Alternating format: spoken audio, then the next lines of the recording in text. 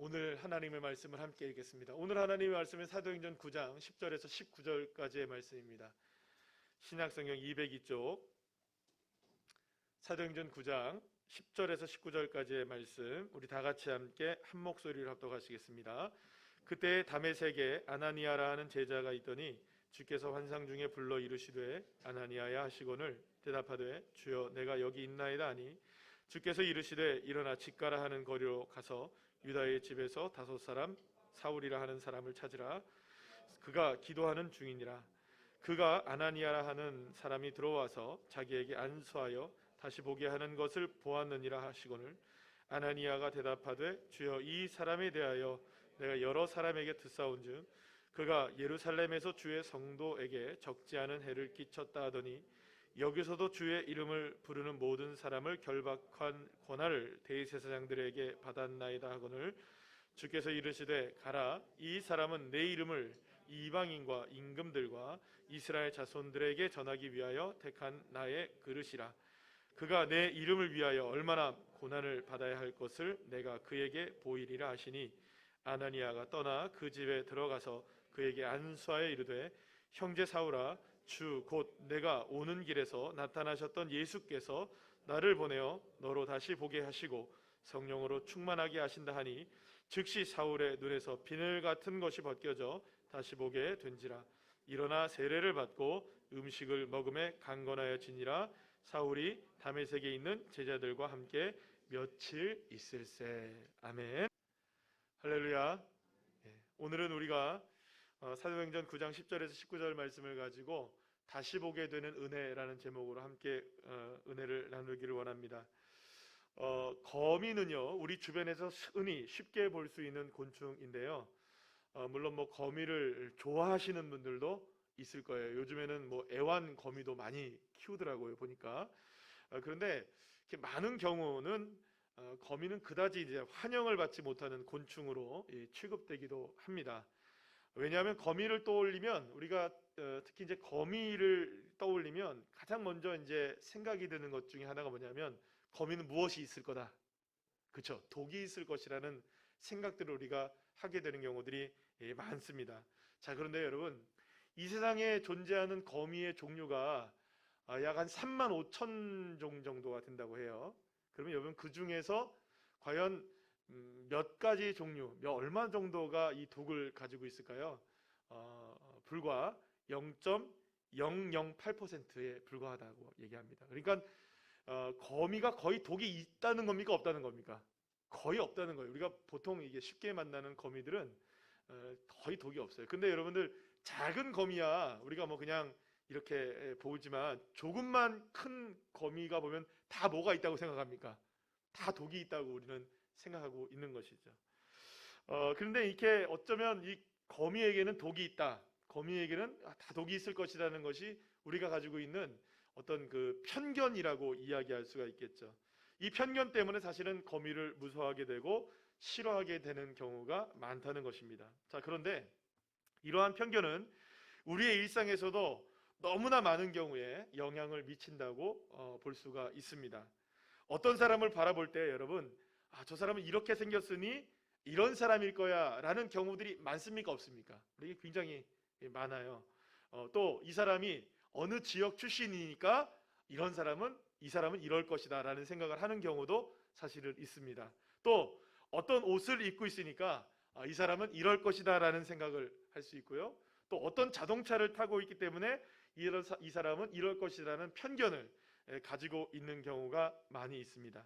자, 그런데 문제는 이러한 그 편견이 우리 안에 고정관념이 되기도 하고 또 선입견으로 나타나기도 하면서 때로는 이것이 어떤 우리의 삶을 얽매이게 하는, 그래서 어떤 장애를 가져오게 하기도 하고요.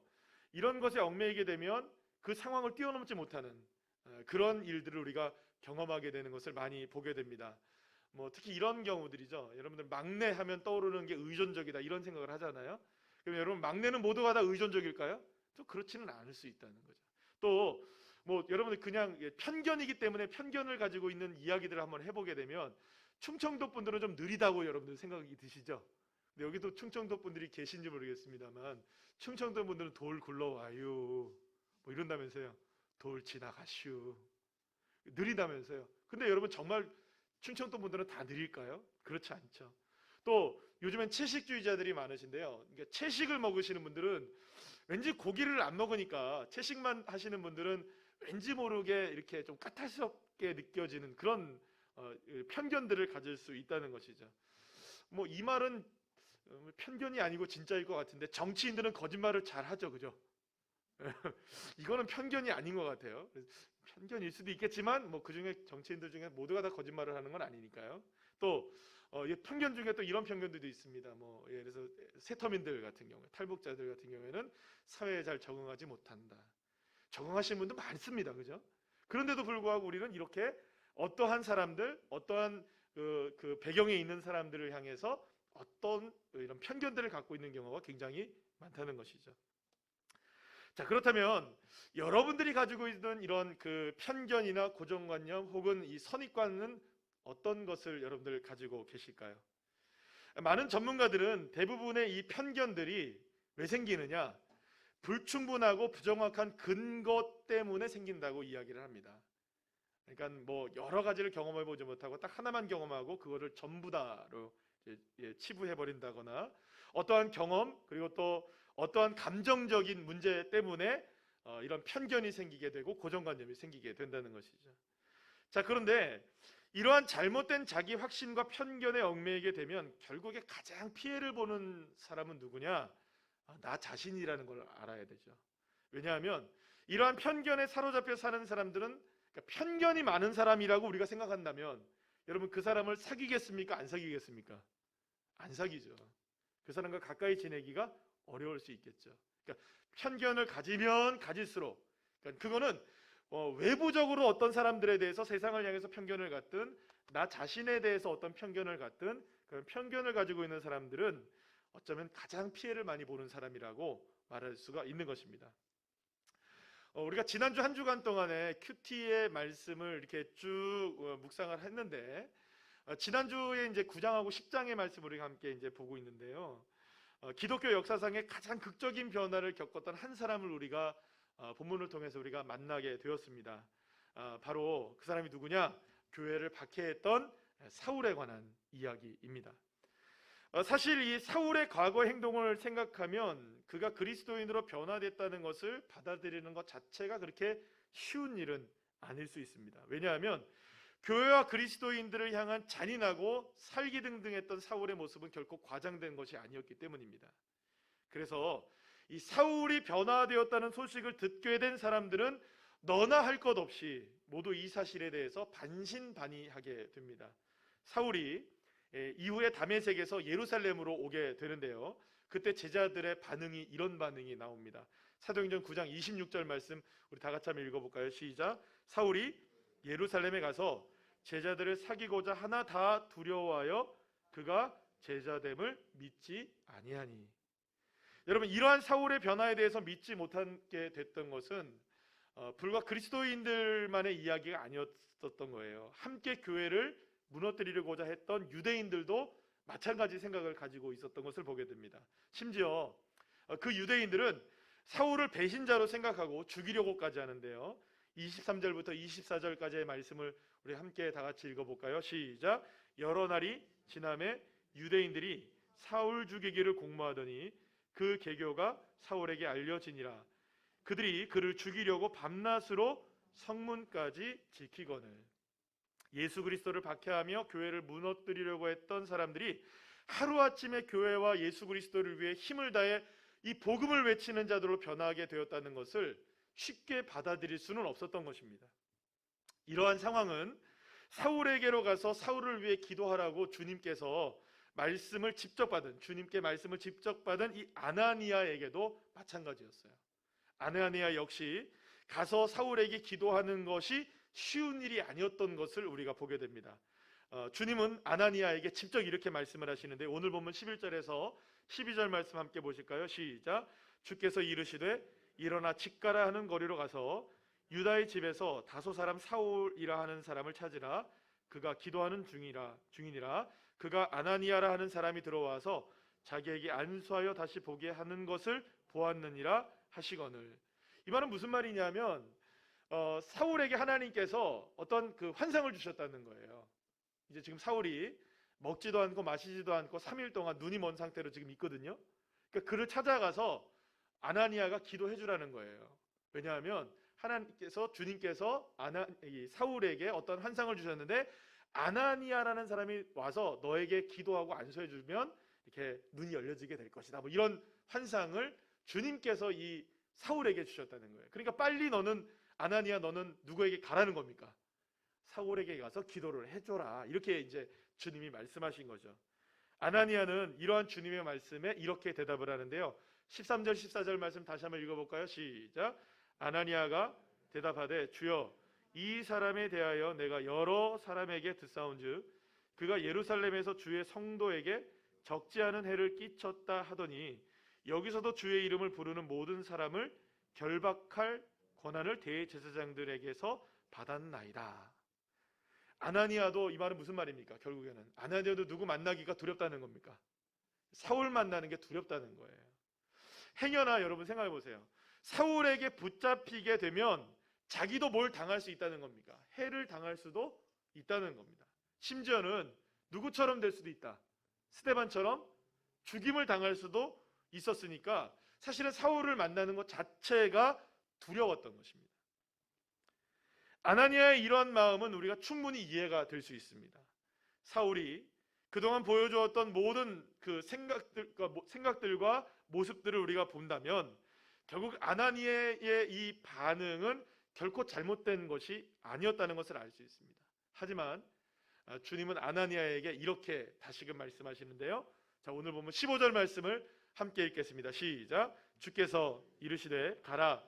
이 사람은 내 이름을 이방인과 임금들과 이스라엘 자손에게 전하기 위하여 택한 나의 그릇이라. 할렐루야. 사랑하는 여러분, 주님은 지금 모든 고정관념과 편견 그리고 선입관들을 깨트리고 계십니다. 사람들은 사울이기 때문에 안 된다고 생각했을 거예요. 그러나 오히려 주님은 사울이기 때문에 할 수 있다라고 말씀하십니다. 사울의 과거의 모습이 어떠하든 그가 살았던 삶이 어떠하든 그의 모습에도 불구하고 누가 선택하시는 겁니까? 주님이 선택하시겠다는 거예요. 내가 나를 위해서 이 사람을 쓰는 그릇이 될 것이다. 누가 택했다는 것입니까? 사람들이 택하는 것도 아니고 환경이 그를 택하는 것도 아니라 상황이 그를 택하는 것도 아니라 그 모든 것들을 뛰어넘어 누가 선택한다? 주님이 내가 선택한다. 그리고 사울이 어떤 사람이냐가 중요하다는 것이 아닌 거예요. 이제 주님이 그를 사용하신다는 사실이 중요하신다는 거죠. 주님의 주권이 모든 고정관념과 편견을 뛰어넘고 있었다는 것입니다. 그리고 이러한 주님의 주권 앞에 아나니아는 오직 순종하기만 하면 되었던 것이죠. 자, 그런데 사울도 자신이 가지고 있었던 편견과 고정관념을 깨뜨리는 시간을 가졌을 것이라고 충분히 우리가 예상할 수가 있습니다. 왜냐하면 사울이 이 다메섹으로 가는 도중에 밝은 빛으로 주님을 만나잖아요. 사울아, 사울아, 누구십니까? 나는 네가 박해하는 예수라. 그래서 주님을 만나게 되잖아요. 그러면서 이 밝은 빛 때문에 눈이 멀게 되고요. 이 밝은 빛 때문에 그 눈이 멀게 된 사울은 그동안 3일 동안 아무것도 먹지도 않고 마시지도 않는 시간을 보내게 됩니다. 그럼 도대체 이렇게 눈 멀고 먹지도 않고 마시지도 않는 시간 동안에 사울은 무엇을 하였을까요? 아마도 사울은 이 사흘 동안의 시간 동안 그동안 자신이 핍박했던 예수님이 정말로 살아계신 하나님의 아들이시라는 것을 묵상하게 되었을 것입니다. 그리고 예수님이야말로 그리스도이시고 메시아라는 사실을 믿음으로 받아들이는 시간들을 이 금식의 시간 동안에 아마 생각하고 있었을 것입니다. 그러면서 여러분들 이런 것들 생각하지 않았겠어요? 그동안 자신이 가지고 있었던 이 낡은 유대교의 관습과 생각들, 고정관념, 편견들, 이런 것들로 인하여서 얼마나 자기가 박해자가 되고 수많은 사람들을 희생시키고 어려운 일을 교회와 하나님의 나라와 메시아이신 예수님에게 자기가 행했는가. 자신의 이 고정관념을 뛰어넘지 못해서, 편견을 뛰어넘지 못해서 결국은 예수 그리스도를 바라보지 못했던 자신의 모습을 회개하고, 그동안 자신이 가지고 있었던 모든 열심들을 내려놓고 자신의 생각들을 깨트리는 그런 시간, 결국에는 주 예수 그리스도로 인하여서 새로워지는 시간이 이 금식의 시간이었던 것이고, 완전히 새롭게 변화되는 시간이 바로 3일 동안에 먹지도 않고 마시지도 않은 눈이 멀었던 그 시간이 바로 그런 시간을 보내지 않았을까라는 것을 생각해 볼 수 있다는 것입니다. 그리고 이렇게 3일 동안의 시간을 보낸 이후에 아나니아가 사울을 찾아오게 되죠. 그리고 아나니아에게 기도를 받게 되는데요, 사울에게는 놀라운 변화가 일어나게 됩니다. 자, 오늘 본문 17절에서 18절 말씀 우리 다 같이 한번 읽어볼까요? 시작. 아나니아가 떠나 그 집에 들어가서 그에게 안수하여 이르되, 형제 사울아, 주 곧 내가 오는 길에서 나타나셨던 예수께서 나를 보내어 너로 다시 보게 하시고 성령으로 충만하게 하신다 하니, 즉시 사울의 눈에서 비늘 같은 것이 벗어져 다시 보게 된지라. 일어나 세례를 받고. 할렐루야. 사울에게 성령이 임하게 되자 지금까지 사울을 덮고 있었고 얽매이고 있었던 모든 편견들과 고정관념과 이 선입견들과 자기의 확신 등의 모든 비늘들이 한꺼번에 다 벗어지게 되었던 것입니다. 과거의 사울은 완전히 깨어지게 되었고 새로운 사울이 새롭게 태어나게 되었던 것이죠. 고집스럽고 포악하고 교만하고 반항적이며 제멋대로였던 이 사울이 오직 주 예수 그리스도의 은혜로, 주님의 능력으로 완전히 새로운 사람으로 변화되었던 것입니다. 그리고 사울은 나중에 이러한 자신의 변화에 대해서 빌립보 3장 6절에서 9절 말씀을 통해서 이렇게 고백하는 것을 보는데요, 다 같이 한번 읽어볼까요? 시작. 열심으로는 교회를 박해하고 율법의 의로는 흠이 없는 자라. 그러나 무엇이든지 내게 유익하던 것을 내가 그리스도를 위하여 다 해로 여길 뿐더러 또한 모든 것을 해로 여김은 내 주 그리스도 예수를 아는 지식이 가장 고상하기 때문이라. 내가 그를 위하여 모든 것을 잃어버리고 배설물로 여김은 그리스도를 얻고 그 안에서 발견되려 함이니. 할렐루야.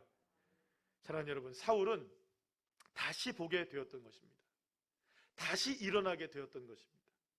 그러나 그것은 단지 볼 수 없었던 것을 보게 된 것 이상의, 시력이 회복됐던 것 이상의 의미를 가지고 있었던 거예요.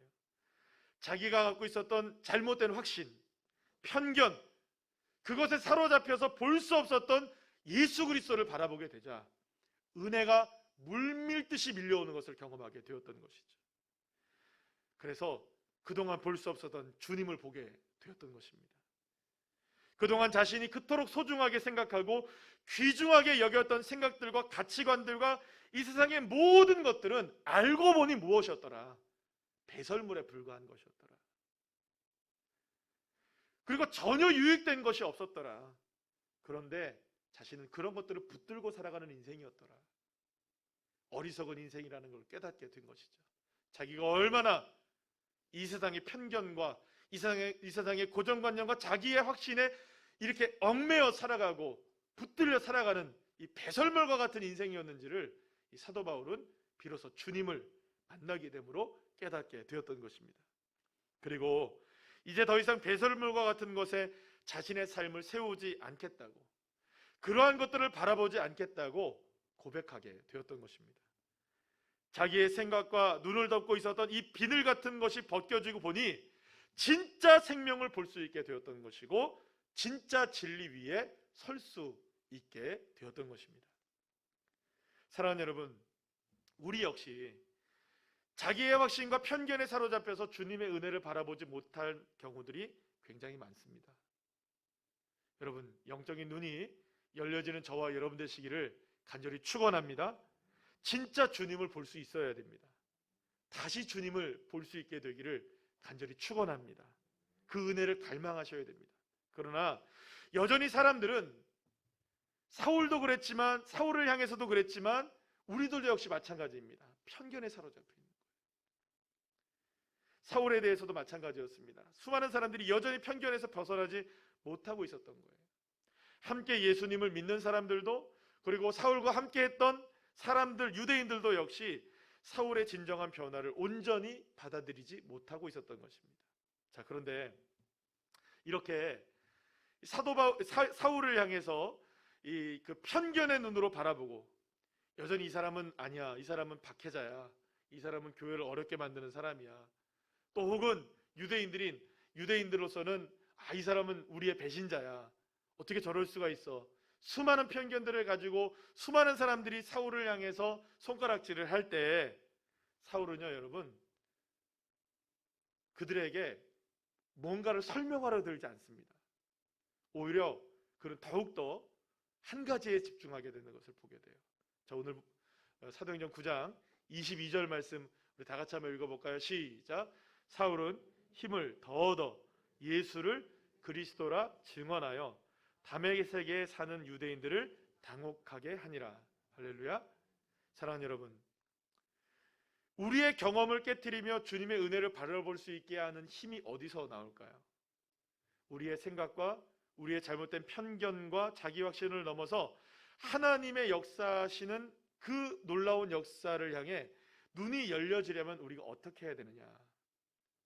사울은 이러한 상황 속에서 힘을 더 얻어 누구를 바라보느냐? 예수에게 집중하게 됩니다. 누군가가 자신을 이해하든 못하든, 나를 비난하든 칭찬하든 어떠한 평가를 내리든 어떻게 나를 바라보든, 사울은 오직 그럴 때 힘을 더 내어서, 힘을 더 얻어서 누구에게 집중하느냐? 오직 예수 그리스도. 오직 예수 그리스도를 바라보는데 자신의 삶을 더 집중하고 더 집중시키고 더 힘을 쏟았던 것이었습니다. 사랑하는 여러분, 저와 여러분에게도 이러한 믿음이 필요합니다. 어떠한 상황에서라도 주님을 더욱더 바라보는 이 믿음, 더 힘을 얻어서 주님의 은혜를 갈망하는 저와 여러분 되시기를 간절히 축원합니다. 그런데 많은 경우 여러분, 우리가 힘을 얻거나 돈이 생기거나 건강이 생기면 엉뚱한 데 힘을 쏟아요. 엉뚱한 데 힘을 쏟아요. 사랑하는 여러분, 여러분들에게 힘이 생기는 한 그 힘이 주님께 집중되어지기를 간절히 축원합니다. 그게 건강이든 물질이든 어떤 것이든 간에 여러분, 우리가 힘을 얻게 될 때 그 힘을 주님 앞에 쏟으면 주님께서 놀라운 역사를 더욱더 풍성하게 허락해 주실 줄로 믿으시길 바랍니다. 자, 그런데 오늘 본문이 포함된 사도행전 9장의 내용을 보면 이렇게 인간의 모든 생각과 편견과 경험과 자기 확신을 뛰어넘어 역사하시는 주님의 은혜가 계속되고 있는 것을 우리에게 소개시켜주고 있는 것을 보게 되는데요. 사도행전 9장 32절부터 마지막 43절까지의 내용을 보면 베드로가 루다와 욥바에서 놀라운 기적을 일으킨 사건들이 기록되고 있는 것을 보게 돼요. 루다에서 중풍병에 걸렸던 에니야가 8년 동안 고생하고 있었는데요, 이 사람이 일어나게 됩니다. 놀랍게 고침을 받게 되어지죠. 그뿐만이 아닙니다. 베드로는 루다에서 멀지 않은 욥바에서 구제와 선행을 많이 했던 여제자가 있었는데 다비다라고, 도르가라고도 불리지는 이 다비다가 죽게 되었다는 소식을 듣게 돼요. 그래서 그에게 가서 무릎을 꿇고 하나님 앞에 기도합니다. 그리고 이 베드로가 이 다비다를 일으켜 세우게 되는데, 놀랍게도 이 죽었던 다비다가 눈을 떠서 일어나게 되는 기적의 역사가 일어나게 됩니다. 이 놀라운 두 기적의 사건은 루다와 인근 지역이었던 샤론, 그 다음에 욥바의 수많은 사람들이 예수님을 믿게 되는 길이 열려지게 되었고, 이 기적의 사건을 통하여서 교회는 더욱더 견고하게 든든하게 세워져 나가게 된 것을 보게 됩니다. 자, 그런데 이 두 사건에서 베드로는 에니야를 향해서도 그리고 다비다를 향해서도 똑같은 말을 해요. 무슨 말을 하는데 똑같은 말을 해요. 두 사람이 일으켜 세워졌을 때 어떤 말을 이 베드로가 그들에게 선포했는지 한번 확인해 볼까요? 34절 말씀 우리 다 같이 한번 읽어볼까요? 시작. 베드로가 이르되 에니야야, 예수 그리스도께서 너를 낫게 하시니 일어나 내 자리를 정돈하라 한데 곧 일어나니. 할렐루야. 40절 말씀 읽어볼까요? 시작. 베드로가 사람을 다 내보내고 무릎을 꿇고 기도하고 돌이켜 시체를 향하여 이르되 다윗아야 일어나라 하니 그가 눈을 떠 베드로를 보고 일어나 앉는지라. 할렐루야. 어떤 말입니까? 일어나라. 따라합시다. 일어나라. 일어나라. 일어나라는 단어가 쿰이라는 말입니다. 달리다 쿰. 일어나라. 사랑하는 여러분, 중풍병자가 고침을 받고 죽은 다비다가 살아나게 되었던 것은 일어나라는 이 한마디 때문이었습니다. 온몸이 마비가 되어 전혀 움직일 수 없었던 이 중풍병자, 죽어서 더 이상 생명이 없었던 다비다에 있었던 이런 모든 상황을 깨뜨리고 일어날 수 있게 하셨던 은혜는 누구로부터 임한 것이었습니까? 예수 그리스도로부터 임한 것이었습니다. 사랑하는 여러분, 오직 주 예수님만이, 그 주님의 은혜만이 모든 상황을 깨뜨리는 줄로 믿으시길 바랍니다. 오직 주님의 은혜만이 볼 수 없었던 것을 보게 합니다. 오직 주님의 은혜만이 우리의 모든 한계를 다 뛰어넘어 역사하시는 줄로 믿으시길 바랍니다. 일어나게 하고 볼 수 있게 하시는 분은 누구시냐? 오직 예수 그리스도이십니다. 한 가지만 더 이야기를 드리죠. 왜냐하면 지난주에 우리가 함께 말씀의 큐티의 말씀을 보면 이 이야기가 나오기 때문에 제가 좀 설명을 드립니다. 사도행전 10장에서도 편견을 깨뜨리시는 사건은 계속해서 진행되는 것을 보게 되는데요, 바로 이방인이었던 고넬료가 예수님을 믿게 되고 베드로가 그를 찾아가서 함께 식사를 하게 되고 성령의 충만함을 입어서 세례를 베푸는 장면이 나오게 되는 것을 보게 됩니다. 이 사건은 초대교회에 있어서 매우 중요한 역사적 전환점이 되어지는 사건이라고 볼 수 있어요. 왜냐하면 이방인을 향해서 전도의 문이 실제적으로 열려지게 되고, 또 이방인과 함께 유대인이 함께 식탁의 교제를 나누게 되고, 금지되어 있었거든요. 식탁 교제를 나누게 되고 세례를 베풀게 되는 놀라운 이 전환점이 되어지는 사건이기 때문입니다. 이제 그래서 이 고넬료의 사건을 통하여서 복음이 더 이상 유대교 안에 머무는 것이 아니라 복음은 따라합시다. 주 예수 그리스도를 구주로 입으로 시인하는 자들, 할렐루야, 예수 그리스도를 구주로 입으로 시인하는 자들마다 다 하나님의 자녀가 되는 권세를 누리게 되는, 더 이상 복음이 유대교에 갇혀져 있는 것이 아니라, 유대인들에게 갇혀져 있는 것이 아니라 모든 이방인들에게도 복음의 역사가 열려지게 되는 사건이 이 고넬료를 통해서 시작되었다고 볼 수 있는 것입니다. 그래서 이제 더 이상 이제 복음은 예루살렘과 유다와 사마리아를 뛰어넘어 이방인에게로 계속해서 넓혀지고 있게 되는 그 시작점이 고넬료의 사건이 되었던 것입니다. 사랑하는 여러분, 주님은 이렇게 모든 한계와 편견과 인간의 생각과 계획과 방식들을 뛰어넘어서 역사하십니다. 주님의 은혜가 흘러가지 않을 곳은 없습니다. 주님의 은혜의 강물은 모든 곳과 모든 상황과 모든 사람들에게, 할렐루야, 다 흘러 넘치게 되어서 우리의 삶의 모든 아픔들을 치유하시고 우리의 삶의 모든 한계들을 뛰어넘게 하시는, 패스오버하게 하시는, 유월하게 하시는, 할렐루야, 그 능력이 주님에게로부터 임하시는 줄로 믿으시길 바랍니다. 그렇기 때문에 여러분, 예수 그리스도가 진짜 복음인 이유가 여기에 있는 겁니다. 예수님이시면 우리의 인생은 다시 볼 수 있게 되기 때문입니다. 예수님이시면 다시 일어날 수 있기 때문입니다. 예수님이면 모든 장애와 편견과 한계를 뛰어넘어 역사하시는 하나님의 은혜를 경험하게 되는 줄로 믿으시길 바랍니다. 자, 그렇다면 여러분들의 삶을 얽매이고 있게 하는 것들은 무엇일까요? 여러분들의 삶을 온전히 세우지 못하는 한계, 혹은 믿음의 한계는 여러분들은 어디일까요? 무엇일까요? 여러분에게 다가온 삶의 믿음과 삶의 한계 무엇인지 한번 여러분들 생각해 보십시오. 이런 것들이죠. 요즘 코로나가 이러니까 내가 안 되는 거야. 여러분, 코로나 때문에 안 될 수 있는 건 맞습니다. 나는 건강하지 못하니까, 나는 가진 것이 별로 없으니까, 나는 배우지 못했으니까, 나는 똑똑하지 못하니까, 나는 잘생기지 못했으니까, 나는 못났으니까, 나는 이러니까 저러니까 나는 힘들어. 수많은 자기 한계들을 갖고 살아가죠.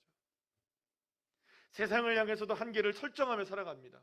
이러니까 안 되는 거야. 저러니까 안 되는 거야. 저 사람들 때문에 내가 힘든 거야. 이 사람들 때문에 내가 안 되는 거야. 사랑하는 여러분, 그러나 그것이 무엇이든 그 상황이 어떠하든 오늘 우리가 한 가지에만 눈이 열려지면 됩니다. 오직 예수 그리스도를 향해 믿음의 눈이 열려지고 우리의 믿음이 예수 그리스도 안에 견고하게 세워지기만 하면 주님의 역사는 중풍병자의 이 움직일 수 없었던 삶을 움직이게 하셨던 것처럼, 할렐루야, 죽어있던 이 다비다를 일으켜 세우셨던 것처럼 포악자였던 핍박자였던 사울을 변화시키셔서 주 예수 그리스도의 복음을 위한 그릇으로 사용하시는 것처럼, 할렐루야, 저와 여러분이 예수 그리스도를 향한 은혜의 눈이 열려지기만 하면 우리의 삶을 얽매이고 있었던 이 모든 비늘들이 벗겨지기만 하면 저와 여러분의 삶도 놀라운 변화가 일어나게 될 줄로 믿으시길 바랍니다. 고린도전서 1장 27절에서 29절 말씀 우리 다 같이 한번 읽어보겠습니다. 시작. 그러나 하나님께서 세상에 미련한 것들을 택하사 지혜 있는 자들을 부끄럽게 하려 하시고 세상에 약한 것들을 택하사 강한 것들을 부끄럽게 하려 하시며 하나님께서 세상에 천한 것들과 멸시받는 것들과 없는 것들을 택하사 있는 것들을 폐하려 하시나니 이는 아무 육체도 하나님 앞에서 자랑하지 못하게 하려 하심이라. 할렐루야. 맨 마지막의 말씀을 다시 한번 보시죠. 이는 아무 육체도 하나님 앞에서 자랑하지 못하게 한다. 이 말은 무슨 말일까요? 누구만 자랑하는 것만 되는 걸까요? 그렇죠. 하나님만 자랑하시면 됩니다. 하나님이 우리의 자랑이 되어질 때, 주 예수 그리스도만 온전히 바라보게 될 때, 미련하지만, 우리 부끄럽지만, 우리의 삶 약하지만, 우리의 삶 때로는 천하기도 하고 멸시받기도 하지만 우리가 주님만 자랑하게 될 때, 더욱더 힘으로도 예수를 바라보게 될 때, 할렐루야, 그때 우리의 삶의 비늘이 벗겨져서 주님께서는 그런 연약한 자들을 택하셔서 하나님의 그릇으로 사용하시는, 그래서 우리에게는 한계가 없는 겁니다. 왜냐? 우리의 한계를 뛰어넘어 역사하시는 분이 예수 그리스도이시기 때문이시죠. 사랑하는 여러분, 한계와 상황과 모든 한계를 뛰어넘을 수 있는 유일한 방법, 길은 어디에 있느냐? 은혜이신 주 예수 그리스도를 바라보는 것, 은혜이신 주 예수 그리스도에게 더욱더 힘있게 서는 것. 그렇게 될 때 저와 여러분의 삶에 놀라운 기적의 역사가 일어나게 될 줄로 믿고 우리의 삶의 모든 것들을 뛰어넘어 역사하시는 주님의 영광을 맛보게 될 줄로 믿으시기를 바랍니다.